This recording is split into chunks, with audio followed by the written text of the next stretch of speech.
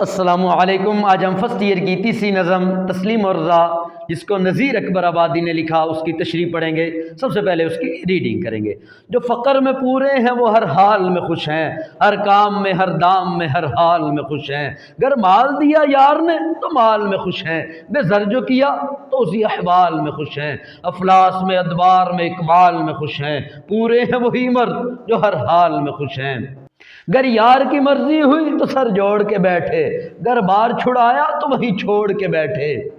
موڑا انہیں جدھر وہی منہ موڑ کے بیٹھے، گدڑی جو سلائی وہی اوڑھ کے بیٹھے۔ اور شال اڑائی تو اسی شال میں خوش ہیں، پورے ہیں وہی مرد جو ہر حال میں خوش ہیں۔ گر اس نے دیا غم تو اسی غم میں رہے خوش، گر اس نے دیا ماتم تو ماتم میں رہے خوش۔ گر کھانے کو ملا کم تو اس کم میں رہے خوش، جس طور کہا اس نے اس عالم میں رہے خوش۔ دکھ درد میں آفات میں جنجال میں خوش ہیں، پورے ہیں وہی مرد جو ہر حال میں خوش ہیں۔ جینے کا نہ اندو نہ مرنے کا ذرا غم، یکساں ہے انہیں زندگی اور موت کا عالم۔ واقف نہ برس سے نہ مہینے سے وہ دم بھر، نہ شب کی مصیبت نہ کبھی روز کا ماتم۔ دن رات گھڑی پہر ماہ و سال میں خوش ہیں، پورے ہیں وہی مرد جو ہر حال میں خوش ہیں۔ ان کے تو جہاں میں عجب عالم ہے نذیرہ، سب ایسے تو دنیا میں ولی کم ہے۔ کیا جانے فرشتے ہیں کہ آدم ہیں، ہر وقت میں ہر آن میں خرم ہیں۔ جس ڈال میں رکھا اسی ڈال میں خوش ہیں، پورے ہیں وہی مرد جو ہر حال میں خوش ہیں۔ اب اس کی تشریح شروع کرتے ہیں۔ جو فقر میں پورے ہیں وہ ہر حال میں خوش ہیں، ہر کام میں ہر دام میں ہر حال میں خوش ہیں۔ دام کہتے ہیں قیمت کو۔ گر مال دیا یار نے، یار ویسے تو دوست کو کہتے ہیں لیکن یہاں پہ مراد اللہ تبارک و تعالیٰ کی ذات ہے۔ گر مال دیا یار نے تو مال میں خوش ہیں۔ بے زر جو کیا، زر کہتے ہیں دولت کو، تو بے زر کا کیا مطلب ہوا؟ دولت کا نہ ہونا، افلاس ہونا۔ تو اسی احوال میں خوش ہیں، احوال حالت کی جمع ہے۔ افلاس میں ادبار میں اقبال میں خوش ہیں۔ افلاس کہتے ہیں غربت کو، تنگ دستی کو، ادبار کہتے ہیں برے حالات کو، اقبال کہتے ہیں عروج کو، بلندی کو۔ شاعر کہتا ہے جو اللہ والے فقر کی راہ اختیار کر لیتے ہیں وہ اللہ سے ہر حال میں خوش رہتے ہیں۔ اللہ جیسے بھی ان کو حالات میں رکھے، مال و دولت اگر میسر ہے، کھانے پینے کو میسر ہے تو کھاتے ہیں اور اللہ کا شکر ادا کرتے ہیں۔ لیکن اگر افلاس ہے، غربت ہے، تنگ دستی ہے تو ان کی زبان پر شکایت نہیں آتی، وہ اللہ سے گلہ شکوہ نہیں کرتے، خوش رہتے ہیں۔ جیسے کیسے بھی حالات ہوں وہ اللہ سے خوش رہتے ہیں۔ وہ فقر ہے، غربت ہے، تنگ دستی ہے، جیسے بھی حالات ہیں۔ آپ صلی اللہ علیہ وسلم کی بہت سی مثالیں اور صحابہ اکرام کی بہت سی مثالیں ہمیں ملتی ہیں۔ آپ صلی اللہ علیہ وسلم فرماتے ہیں کہ اللہ تبارک و تعالیٰ نے مجھے کہا کہ اگر آپ کہیں تو مکے کے سارے پہاڑ میں سونا بنا دوں، لیکن میں نے اللہ تبارک و تعالیٰ سے کہا کہ میں چاہتا ہوں کہ ایک دن پیٹ بھر کے کھاؤں اور ایک دن بھوکھا رہوں۔ جس دن پیٹ بھر کے کھاؤں اور اس دن تیرا شکر ادا کروں، لیکن جس دن بھوکھا رہوں اس دن تیرے سامنے گڑ گڑاؤں، تیرے سامنے دعا کروں۔ اور آپ صلی اللہ علیہ وسلم نے فرمایا الفقر فقری، فقر جو ہے وہ میرا فخر ہے۔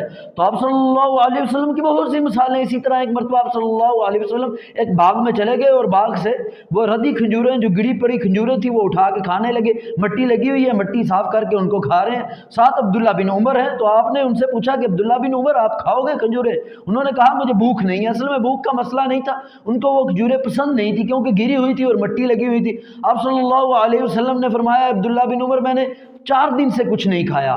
تو اس حالات میں بھی وہ اللہ تبارک و تعالیٰ کا شکر کرتے تھے اور خوش رہتے تھے۔ اسی طرح ایک حضرت فاطمہ اور حضرت علی کا واقعہ آتا ہے کہ وہ دونوں افطاری کرنے لگے تو دروازے پر دستک ہوئی، ایک سوالی نے سوال کیا تو حضرت فاطمہ اور حضرت علی نے وہ جو سامان تھا ان کے پاس افطاری کا، جو افطاری کا سامان لے کر بیٹھے ہوئے تھے وہ سارا سائل کو دے دیا اور خود انہوں نے پانی سے افطاری کی۔ تو ایسے حالات میں بھی وہ کیا کرتے تھے؟ اللہ کا شکر کرتے تھے، اللہ سے راضی رہتے تھے۔ یہی شاعر بات کر رہا ہے کہ اگر مال دیا یار نے تو مال میں خوش ہیں، مال و دولت میں یسر ہے تو بھی خوش ہیں، لیکن کیا ہے اگر بے زر ہو گئے ہیں تو اسی احوال میں خوش ہیں۔ افلاس میں ادبار میں اقبال میں خوش ہیں۔ افلاس میں برے حالات ہیں تو خوش ہیں، افلاس ہے غربت ہے خوش ہیں، ادبار ہے برے حالات ہیں، کسی قسم کی تنگ دستی آ گئی، مصائب آ گئے، مشکلات آ گئی تو خوش رہتے ہیں، اللہ سے شکایت نہیں کرتے۔ اگر اقبال ہے، عروج ہے، بلندی ہے تو خوش ہیں، بلکہ خوش بھی ہیں اور اللہ کی راہ میں صدقہ بھی کرتے ہیں۔ حضرت عثمان کا واقعہ آتا ہے کہ مدینے میں قحط پڑ گیا، ان کے 300 اونٹ غلے سے لدے ہوئے مدینے میں آئے تو تاجروں نے ان کو کہا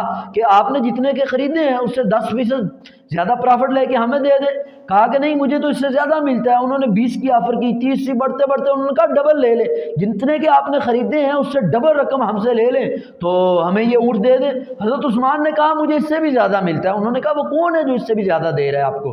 کہا کہ وہ اللہ کی ذات ہے جو 10 گنا اس دنیا میں دیتا ہے اور 70 گنا آخرت میں دیتا ہے. تو وہ مطلب یہ تھا کہ اگر اقبال ہوتا تھا, عروج ہوتا تھا, بلندی ہوتی تو بھی خوش رہتے تھے, بلکہ خوش کس طرح رہتے تھے کہ وہ اللہ کی راہ میں صدقہ کرتے تھے اور اللہ کا شکر بجا لاتے تھے. تو ہر حال میں اللہ کا شکر کرتے تھے. یہ نہیں اگر عروج اور بلندی مل گیا تو تکبر میں مبتلا ہو جائیں, ایسا نہیں. اگر عروج اور بلندی ہے تب بھی اللہ کا شکر ہی کرتے تھے اور اللہ سے خوش رہتے تھے, راضی رہتے تھے. اگر یار کی مرضی ہوئی تو سر جوڑ کے بیٹھے. کہتا اگر یار کی مرضی ہوئی, یار سے مراد اللہ تعالیٰ, اگر اللہ تعالیٰ کا حکم ہوا کہ اپنے خاندان والوں کے ساتھ رہو, اپنے گھر میں رہو, اپنے اہل عیال کے ساتھ رہو, تو اپنے اہل و عیال کے ساتھ رہتے تھے, اپنے بچوں کے ساتھ رہتے تھے, ان کی گھر والوں کی خدمت کرتے تھے اور گھر والوں کو کما کر دیتے تھے. جس طرح کہ ہے کہ آپ صلی اللہ علیہ وسلم نے فرمایا کہ سب سے بہترین صدقہ اپنے اہل و عیال پر خرچ کرنا ہے, تو اپنے اہل و عیال کی ضرورتوں کو پورا کرتے تھے. لیکن اگر اللہ کا حکم آ گیا, آگے کہتا ہے گھر بار چھڑایا تو وہیں چھوڑ کے بیٹھے. اگر اللہ تعالیٰ نے کہہ دیا کہ گھر بار چھوڑ جاؤ تو گھر بار چھوڑ دیا. صحابہ کی بڑی مثالیں ملتی ہیں. ہجرت کی واضح مثال ہے, آپ صلی اللہ علیہ وسلم نے کہا مکہ کو چھوڑو مدینے چلے جاؤ, تو ہر چیز چھوڑ کے چلے گئے. اپنا مال و اسباب, گھر بار, دولت, کوئی چیز بھی نہیں ساتھ لے کر گئے, سب کچھ مکہ میں چھوڑا اور مدینے میں چلے گئے. اور کہاں وہ برسوں سے وہاں پر رہ رہے تھے لیکن کسی چیز کی پرواہ نہیں کی. جب نبی صلی اللہ علیہ وسلم کا حکم آیا, اللہ کا حکم آیا, تو ہر چیز چھوڑ دی اور ہجرت کر کے وہاں چلے گئے, مدینے میں چلے گئے. ایون کہ وہ جو رشتہ دار مسلمان نہیں ہوئے تھے, سارا خاندان, رشتہ دار سب کو وہیں چھوڑ کے خود مدینے میں چلے گئے.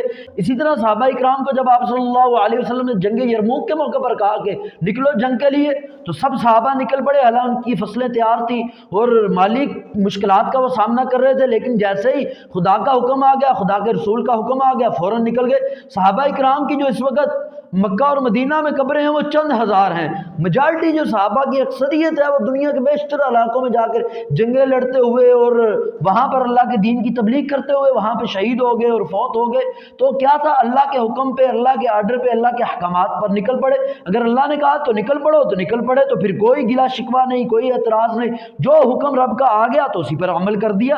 موڑا انہیں جدھر وہیں منہ موڑ کے بیٹھے. کہا جہاں اللہ نے موڑ دیا, جو حکم دے دیا, جو کہہ دیا, تو بس سر تسلیم خم کر لیا, اس پہ عمل کر دیا. پھر کوئی گلا شکوہ نہیں, کوئی اعتراض نہیں, کوئی کچھ کہنا سننا نہیں. بھائی بس جو کہہ دیا بس اس پہ فوراً عمل. اللہ تعالیٰ نے کہہ دیا کہ شراب حرام کر دی. لوگ شراب اس وقت پانی کی طرح پیتے تھے یا سمجھ لیں جوس کی طرح پیتے تھے کہ عام تھا. لیکن جب اللہ کا حکم آ گیا, کیونکہ جو شراب تھی اس وقت انگور سے بنائی جاتی تھی, کھجور وغیرہ سے بنائی جاتی تھی, لیکن جب اللہ کا حکم آ گیا کہ شراب کو پھینک دو, شراب حرام ہے, تو کہتے نالیوں میں پانی کی طرح بہتی تھی شراب, سب نے پھینک دی. تو اللہ کا جہاں جو حکم آ گیا پھر انہوں نے کبھی اعتراض اور گلا شکوہ نہیں کیا, تو اس حال میں خوش رہے. اسی طرح اللہ تبارک و تعالیٰ کا حکم من و عن قبول کیا. ایک مرتبہ آپ صلی اللہ علیہ وسلم مسجد میں خطبہ دے رہے تھے, آپ صلی اللہ علیہ وسلم نے فرمایا کہ بیٹھ جاؤ. تو عبداللہ بن مسعود جو مسجد میں نہیں تھے, بیزار میں تھے, آواز کانوں تک پہنچ گئی تو وہیں پر بیٹھ گئے. بعد میں آپ صلی اللہ علیہ وسلم نے کہا کہ میں نے تو آپ کو یہ نہیں کہا تھا کہ آپ بیٹھ جائیں, میں نے تو مسجد میں جو لوگ کھڑے تھے کناروں پہ ان کو کہا تھا کہ بیٹھ جائیں. تو کہا بس جب حکم آ گیا تو پھر اس میں سوچو بچار کیسی, بس جب میں نے آپ کا حکم سنا تو میں وہیں پہ فوراً بیٹھ گیا. تو کیا ہے, وہی شاعر بات کر رہے ہیں کہ جس حال میں رکھا جہاں موڑا, جو کہا اس حال میں خوش ہیں. گدڑی جو سلائی تو وہی اوڑھ کے بیٹھے. گدڑی ہوتا ہے فقیروں والا لباس, اگر ماڑا لباس ملا تو وہی اوڑھ لیا. حضرت ابوبکر کی مثال واضح ہے کہ جب آپ صلی اللہ علیہ وسلم جنگ یرموک پہ نکلے تو صحابہ سے چندے کی اپیل کی. جس صحابی کے پاس جتنا چندہ تھا وہ سب دے دیا. تو حضرت ابوبکر رضی اللہ تبارک و تعالیٰ نے گھر کا سارا مال دے دیا. اور جو کپڑے پہنے ہوئے تھے ان کے ذہن میں آیا یہ قیمتی کپڑے ہیں, تو انہوں نے بازار میں بیچا اور خود ٹاٹ کا لباس پہن لیا. یہی بات شاعر کر رہا ہے کہ گدڑی جو اڑائی, جو پھٹے پرانے لباس پہنائے یا گدڑی ملی, جو ملا لباس تو وہ پہن لیا, کوئی گلا شکوہ نہیں. حضرت عمر کے بارے میں آتا ہے جس وقت ان کی خلافت تھی, حکومت تھی, اس وقت بھی ان کے کپڑوں پر کئی پیوند لگے ہوتے تھے, کئی جگہ سے پھٹا ہوتا تھا, اس کو سیاہ ہوتا تھا. تو یہی بات شاعر کر رہا ہے کہ جیسے حالات میں رہے تو خوش ہے, اور شال اڑائی تو اسی شال میں خوش ہے. اگر کوئی اچھا کپڑا میسر آ گیا تو وہی پہن لیا, اس میں خوش ہیں, راضی ہیں, پورے ہیں. وہی مرد جو ہر حال میں خوش ہے. حقیقتاً تو یہی مرد ہیں, یہی اصل انسان ہے, یہی عظیم لوگ ہیں جو اللہ سے ہر حال میں خوش رہتے ہیں.